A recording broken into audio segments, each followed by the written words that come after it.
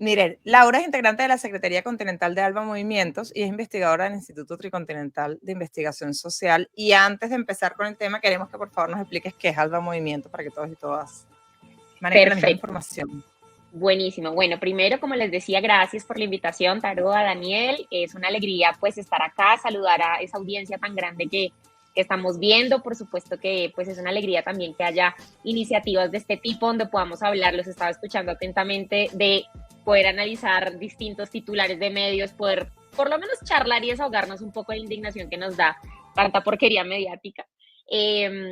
Como dice Taroa, bueno, yo hago parte de la Secretaría de ALBA Movimientos, que es una articulación continental de movimientos sociales y populares que surge con el horizonte del ALBA, justamente esa alianza bolivariana para los pueblos de nuestra América, soñada, pensada por el comandante Chávez, por Fidel Castro, y bueno, materializada por una parte por los gobiernos del ALBA, como sabemos, pero por otro lado también por una serie de movimientos sociales y populares a nivel continental que nos encontramos en esos principios de solidaridad, complementariedad, por supuesto, sueño de construir precisamente esa patria grande en esa tradición bolivariana, que ya llevamos pues más de 13, 14 años articuladas a nivel regional, en la mayoría de países de la región y varias de las islas del Caribe. Básicamente eso, sirviendo como una plataforma de articulación, encuentro, propuesta y sobre todo proyecto político para los movimientos de nuestra América que tenemos el horizonte puesto en el socialismo. Bueno, y justamente por esta visión como de la patria grande, ¿no? Gran colombiana, libertadora, que moviliza a los movimientos del ALBA, que nosotros quisimos invitar a Laura para este programa, para el tema como central, que tiene que ver con las revoluciones de enero. Ya decíamos el primer programa del año y no podíamos dejar pasar que enero es el aniversario de grandes revoluciones en nuestra región, ¿no? Está Haití, Cuba y México con los zapatistas, ¿no? La primera, que para mí es además como de las más conmovedoras, es la independencia de Haití, primer país libre de nuestra región. Se declaró el 1 de enero de 1804, la única revolución de esclavos exitosa en la historia de la humanidad, en donde esclavos mulatos y blancos se unieron para luchar contra la dominación francesa y la esclavitud, ¿no? Es un gran símbolo. Ahorita Laura hablaba de que ALBA Movimientos también fue inspirado por el comandante Chávez, por Fidel Castro. Yo me acordaba de esa, para mí es como de los videos más conmovedores que hay, que es la visita de Chávez a Haití, ¿no? Cuando Chávez se baja del carro y trota, ¿no? Con la gente. Es increíble porque entendía pues el símbolo que representa para el resto de los países, que ahí realmente es donde se inicia la ola libertadora. Luego está la Revolución Cubana, triunfo materializado también el 1 de enero de 1959, cuando Fidel Castro ingresa triunfalmente a La Habana. Y la Revolución Zapatista, que se inició el 1 de enero del 94 como respuesta a la entrada en vigor del Tratado de Libre Comercio de la América del Norte, ¿no? Que favorecía a las transnacionales y se percibía como una amenaza que agravaría aún más, ¿no?, la enorme desigualdad social que ya existía en ese momento. Daniel, comentarios sobre estos tres inicios y creo que hay un comentario más de una otra revolución, no, bueno, de otros a ver, territorios. lo primero, para hacer las preguntas, queremos escuchar a Laura, ¿no? Sí. Es que siempre estas tres revoluciones compartían un mismo horizonte. ¿Cuál era? Primero, la lucha por la autodeterminación de los pueblos indígenas, de los pueblos originarios de este territorio, que fueron diezmados, que fueron exterminados, y que una vez que surgen los estados nacionales de nuestra América, sufrieron el abandono y el despojo por parte de todos los estados nacionales hasta el día de hoy. Y por lo tanto, estas tres revoluciones lo que hacen es tratar de recuperar la dignidad de sus pueblos. Y esto lo obliga y lo hace ganarse el odio profundo de todas las potencias imperiales, que los han tratado de ahogar durante décadas, desde sus independencias, desde sus revoluciones, de tal manera de impedir su desarrollo e impedir que el mundo pueda evaluar de manera objetiva qué modelo quisiera seguir. Yo, en el caso de Cuba, siempre lo digo, porque Haití lo han explotado, lo han destruido 1 y 100 veces. Pero en el caso de Cuba, si están tan convencidos que el socialismo es malo, ¿no? Bueno, ¿por qué no dejan que Cuba se desarrolle, que pueda intercambiar libremente con todo el mundo? Y veamos cómo funciona. Veamos cómo funciona una sociedad en donde no hay este mito de la utilidad, donde no existe la plusvalía, donde no existe efectivamente la concentración de la riqueza y veamos cuál funciona mejor, pero para eso hay que darle plena libertad para que se desarrolle. ¿Por qué no dejan tranquilo a Venezuela? Porque se quieren apoderar del petróleo, de todos los minerales, de todas las riquezas que tiene. ¿Por qué durante tanto tiempo no dejaron tranquilo a Colombia, que logró tener su primer gobierno de izquierda en la historia, después de procesos tremendamente aguerridos, ¿no? O sea, lo que sufrió Colombia con la intervención israelí, además, en suelo colombiano, con todas las masacres que Israel hizo, uno dice, bueno, por algo estas revoluciones marcan tanto la historia de los pueblos latinoamericanos. Sí, yo de hecho, eso es. No, dale. Quería preguntarle a Laura sobre justamente estas revoluciones. Tienen como una mística, ¿no? Desde los movimientos independentistas, por Haití, por supuesto, Bolívar, etcétera. Pero estas tres, ¿no? Tienen una mística que yo creo que todavía impregna mucho de la movilización, ¿no? Del sur global, del sur en América Latina.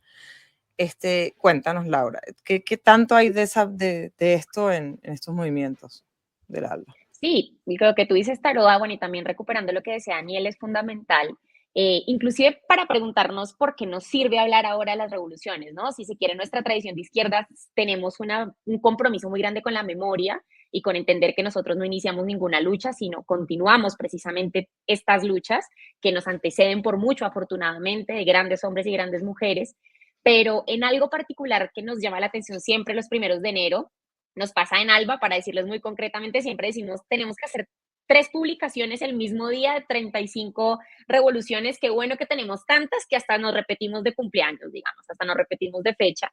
Y es precisamente porque hay un motor también simbólico que yo creo que dialoga mucho con las necesidades de nuestra época. Y es justamente, si se quiere, una pérdida de ese horizonte más emotivo y simbólico que bien estas revoluciones han sabido impactar enormemente en esos sentidos, ¿no? La Revolución Cubana, por supuesto, ni me extiendo en ella porque de alguna manera precisamente en todas nuestras casas tenemos ahí la banderita como está ahí atrás de Daniel, tenemos nuestra foto del Che cuidándonos la espalda, tenemos esa imagen gigantesca del caballo de Fidel Castro, pero que nos empuja un poco emocionalmente, que también nos pasa en el caso de Haití tal vez menos por una visión, también una narración totalmente racista y colonial de la historia de nuestra patria grande, donde como es una revolución de negros esclavos, pues no se cuenta como tal, ¿no? Nadie habla de Haití porque pues total como es una isla pobre de negros, nadie habla de lo que sucede en Haití, cuando fue principalmente esa revolución inicial de nuestro continente y la única, como tú dijiste, Tarode, yo creo que eso es importantísimo resaltarlo, la única revolución de esclavizados triunfante en el mundo, en el marco de un sistema de dominación, que es un poco lo que decía Daniel. Al final, estas luchas por autodeterminación son luchas en contra de modelos de dominación en distintos momentos de la historia.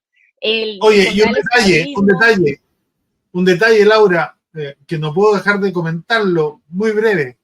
Sin la ayuda de Haití, yo no sé si Simón Bolívar podría haber hecho lo que hizo.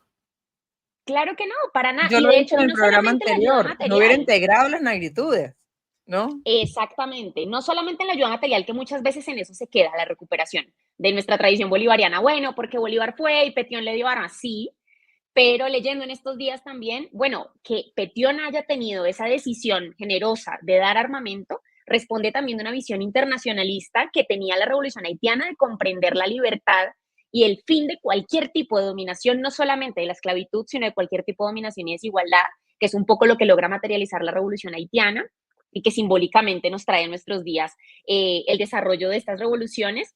Y ¿por qué no decirlo, no? Por supuesto que ese levantamiento zapatista también simbólicamente, en un momento donde era la narrativa del fin de la historia y el triunfo del capitalismo y bla, bla, bla, esa mística de indígenas con capucha, con esa producción cultural tan grande que tuvo el movimiento zapatista, esa idea, ¿no?, de los mundos posibles y demás, que tal vez en una tradición más socialista decimos, bueno, esos mundos posibles es el socialismo, pero que dialoga justamente con esa idea de distintas formas pensar la disputa por el poder, ¿no? Y la vocación de poder, y que creo que esta historia de revisar las revoluciones hoy es como un jaloncito de orejas a construir nuevamente narrativas llenas de poder simbólico y de poder de convocatoria místico, inclusive alrededor de cuáles son esos horizontes, que decía Taroa, pues esa imagen del comandante Chávez trotando en Haití si alguien sabía precisamente de recuperar ese elemento místico, era el comandante Chávez, y creo que es algo que hace precisamente mucha falta en este momento, en esa idea inclusive de la batalla de ideas que hoy se nos pone central, de claro, estas revoluciones son revoluciones de carácter armado y revoluciones triunfantes. Hoy, nuestra gran pregunta, me imagino que esto es algo que atraviesa todos los programas de Sin Maquillaje, y es justamente, bueno, la radicalidad hoy de los procesos, ¿cómo la podemos entender? Listo, la lucha armada ya no es ese momento de la historia. Entonces, ¿cuál es esa radicalidad y cómo podemos utilizar esos elementos simbólicos como una herramienta fundamental de la radicalidad de nuestros proyectos, que no deben dejar de serlo? Porque si no, bueno, ustedes ahí en Chile, ¿para qué les digo yo qué es lo que pasa cuando alguien deja la radicalidad de lado? Bueno, No, en o sea, fin, así creo con que buenas volvemos. palabras que no entiende, ¿no? Daniel, tú tenías además algo que comentar a Laura sobre esto de la relación de los gobiernos progresistas, ¿no? Sí, o sea, ¿Por a qué le ver, salieron por cabello? ustedes desde Alba Movimiento, nosotros tuvimos un encuentro muy interesante de Alba Movimiento antes del encuentro mundial en Sudáfrica, hace un par de años en Recoleta. Y tienen esa virtud de poder contactarse simultáneamente con todos los procesos de izquierda latinoamericanos que aspiran hoy día a la autodeterminación, a la independencia. Y uno podría preguntar hasta qué punto todos los procesos actuales recuperan esta fuerza de estas tres grandes revoluciones y son capaces de ponerlas en valor, porque efectivamente llama la atención hoy día. Uno mira un poco con tristeza la división de la agua en la izquierda en Bolivia, uno mira con tristeza la situación de la izquierda en Argentina, uno mira con tristeza varios procesos y uno dice, bueno, ¿por qué cuesta tanto a la izquierda entender que no podemos retroceder y regalarle espacio al fascismo que hoy día avanza principalmente por la falta de trabajo de la izquierda, por la falta de trabajo militante, de la militancia en la base, porque parece que, y en esto uno puede discutir con los zapatistas, ¿no? Que conversábamos con Taroa antes del programa, esto de no querer luchar por el acceso a este tipo de poder, ¿no? Y construir una alternativa. Es que también parece, y parece que algo tienen que aportar los zapatistas, que cuando la izquierda llega al poder y se sobreinstitucionaliza, comienza un proceso de pérdida de ese ímpetu y de esa radicalidad original, y no solo lo vemos en un país y en un proceso, sino que en varios. Entonces, ¿en qué estamos? ¿Qué está pensando Alba Movimiento hoy día respecto de estos procesos? Sí, Daniel, esto último que decías, además, creo que en esta semana lo vamos a ver más evidente que nunca con la posesión del presidente Nicolás Maduro en Venezuela, ¿no? Siempre con toda esa pérdida de horizonte, pero también en querer, como se dice vulgarmente, quedar bien con Dios y con el diablo, ¿no? Entonces, la socialdemocracia y esa cosa tibia y como tímida y temerosa, eh, que yo creo que de nuevo estos procesos nos vienen a recordar que precisamente la radicalidad y la toma de postura realmente permite la transformación de condiciones materiales de pueblos completos, ¿no? No solamente es una consigna, sino es una transformación real y concreta, que es algo que por lo menos a nosotros desde ALBA en los movimientos nos sirve mucho poder trabajar en lo cotidiano, como tú decías, con movimientos de estos países. Es decir, si nosotros vamos acá a la esquina, yo ahora estoy en Bogotá, si voy acá en la esquina en Bogotá y pregunto sobre qué pasa en Haití, te dicen, el que tiene idea qué es Haití y dónde queda, a lo mucho que te puede llegar a decir es estado fallido,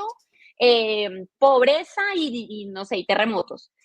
Pero no hay una comprensión real, no hay un interés real de lo que sucede y de comprender, por ejemplo, eso nos permite también tener una articulación de movimientos, saber cómo hay un pueblo que resiste y lucha permanentemente por un proceso de autodeterminación y de castigo permanente del imperialismo precisamente por esa revolución histórica que hicieron en 1804 y por ese proceso único en la historia que permitió que en nuestro continente tengamos esa joya de ser precisamente esa única revolución hecha por personas esclavizadas. Entonces, me parece que ahí hay elementos que nos permite Alba de hablar con esos movimientos y también politizar esa imagen que solemos tener de pueblos que están en medio de situaciones tan complejas.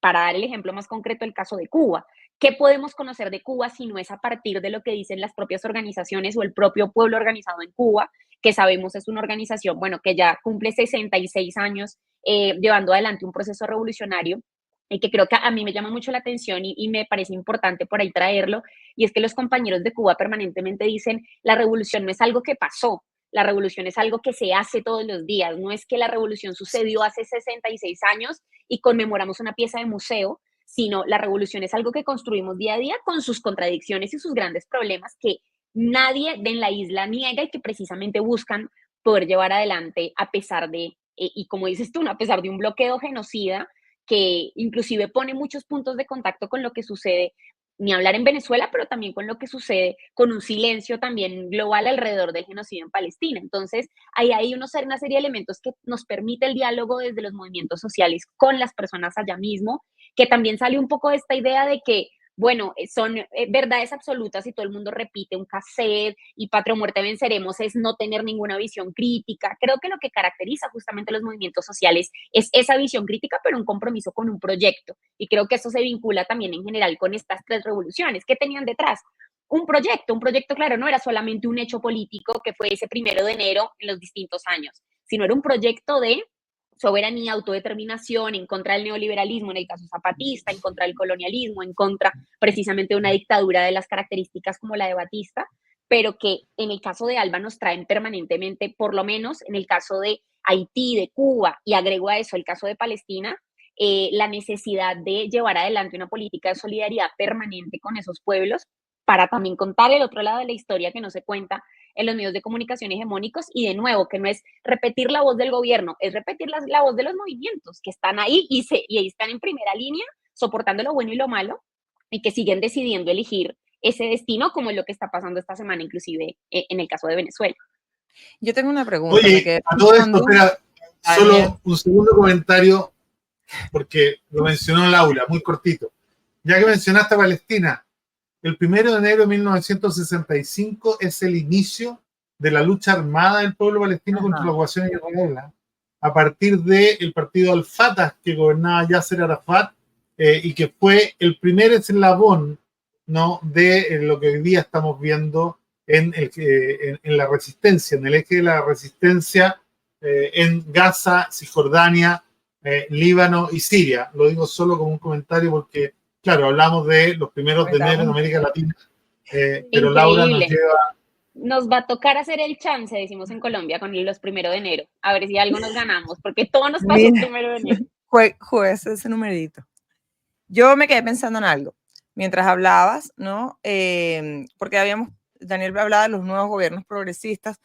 Yo quería preguntarte a ti, Laura, si tú crees que después de lo que fue llamada la década ganada, hemos mencionado a Chávez como 5 veces, ¿no? Después de ese periodo, ¿tú crees que por lo menos desde los movimientos podemos hablar de una agenda conjunta latinoamericana? Porque sabemos que durante la década ganada había incluso una alineación de los gobiernos progresistas y de todos los movimientos sociales, ¿no? Logramos establecer, de hecho, estas redes. Pero ¿qué pasa después de eso? Cuando hubo como un resurgimiento de las derechas, ¿no? Nos volvimos de movimientos que apoyaban gobiernos progresistas a movimientos que de pronto tienen que resistir, como en el caso de Argentina, ¿no? Como pasó en Brasil también con Bolsonaro, que pasaron como a un momento de resistencia. En Chile, en el que todavía estamos en un punto que no sabemos qué tanto hay que resistir o apoyar o empujar la agenda, ¿no? O sea, ¿qué pasa ahí? ¿Qué espacio queda para la construcción de una agenda conjunta, ¿no? Y de un avance colectivo? No, sobre ese espacio yo creo que ahora, en este momento, como que los escenarios electorales muchas veces nos sirven para limpiar un poco, separar un poco la paja del trigo, ¿no? Como se dice popularmente, porque es ahí más o menos donde se evidencian algunas posturas que muchas veces pueden no decirse o no es necesario decir de manera textual. Y yo creo que después de ese periodo, como dices tú, Taroa, de la década ganada y bueno, ese retorno más del proyecto neoliberal conservador y su versión peor de espanto, como la que estamos viendo ahora en el caso de Argentina, por ejemplo, el caso de El Salvador, es decir, esas derechas extremas que nunca pensamos llegaran de esta manera en este siglo en la región. Creo que hay una serie de elementos que han casi que puesto sobre la mesa la idea de que nuestro proyecto, cuando digo nuestro me refiero a un proyecto que piensa una visión soberana, autodeterminada y en paz de nuestra América, que ese proyecto fue derrotado porque esa década ganada se terminó, por decirlo así. Como hay una vinculación proyecto-gobiernos, entendiendo también que, bueno, hay una limitación, por supuesto, de comprender que la historia es mucho más compleja que lo que sucede en una urna y que la política y la participación política del pueblo pasa por muchos otros lugares permanentes y constantes que no son necesariamente los escenarios electorales, pero sí como esa instalación de ese discurso del proyecto perdido casi que entra en colisión hoy con esto que decíamos antes de aquellos proyectos que han surgido en la región que no buscan esa radicalidad, que no es que no tengan derecho de pensar otro proyecto o que no todo el mundo tiene que venir acá a decir patria o muerte venceremos, pero sí creo que hay un problema en que esa nueva narrativa de los progresismos sí quiere sacar nuestro proyecto del marco de la foto y creo que ese es un gran problema, porque una cosa es pensar otras alternativas, otros proyectos, otros horizontes que no sean el socialismo. Por supuesto, está perfecto, estamos en todo el derecho.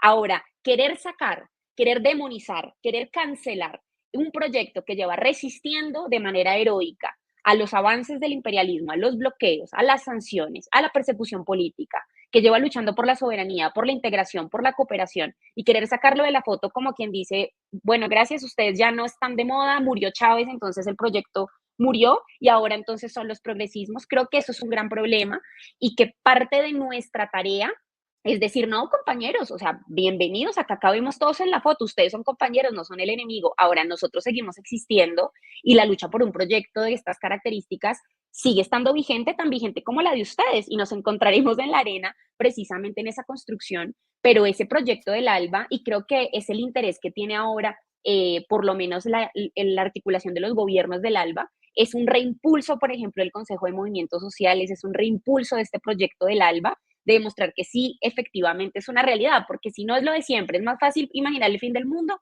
que el fin del capitalismo, entonces es más fácil imaginarnos comidos todos por zombies que pensar otra forma de relacionarnos, otra forma de producir sin explotación y sin acumulación de riqueza. Entonces ahí es más fácil y yo creo que sí es un llamado importante a decir a esas otras fuerzas de decir, buenísimo que haya otras perspectivas, otros proyectos, bienvenidos sean, que pongan la vida en el centro, que pongan la dignidad de los pueblos en el centro, pero pues tampoco nos quieran sacar de la foto porque ahí sí llevamos demasiados años, desde la revolución haitiana, desde la tradición bolivariana, desde toda la tradición de resistencia de nuestros pueblos, pues levantando estas banderas como para que nos quieran ahí sacar con codazos de la foto, creo que tampoco está bueno. No aplica. Oye, yo quiero comentar dos cosas que están pasando que yo creo que también nos tienen que levantar el ánimo y llenar de esperanza. El encarcelamiento de los militares golpistas en Brasil y en Honduras. En Brasil por el intento de golpe contra el triunfo del presidente Lula, y en Honduras, lo que yo quiero saludar, los militares que prepararon y que llevaron a cabo el golpe de Estado contra el presidente Zelaya en 2009, el 28 de junio. ¿Por qué lo digo? Porque una de las cosas que tenemos que cambiar en América Latina es que al fascismo, a la derecha y a los militares traidores y golpistas siempre les sale gratis todo lo que hace.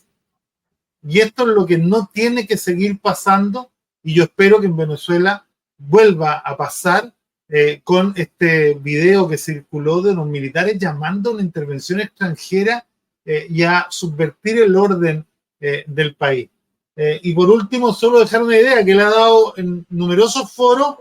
Va a llegar el minuto en donde vamos a necesitar un partido de la izquierda latinoamericana que asuma todas las luchas de todos los pueblos de América Latina como propias, ¿no? Y las luchas tanto electorales como las luchas de la construcción desde abajo.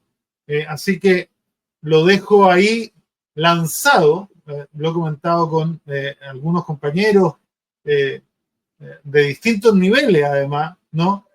Y siempre como lo miran, claro, tenemos una izquierda tan dividida que a veces pensar en un partido de la izquierda latinoamericana como el partido de la izquierda europea, ¿no? Ya existen experiencias, claro, allá se da después de la construcción de la Comunidad Económica Europea porque es también una unión que parte desde arriba, desde lo económico hacia los pueblos.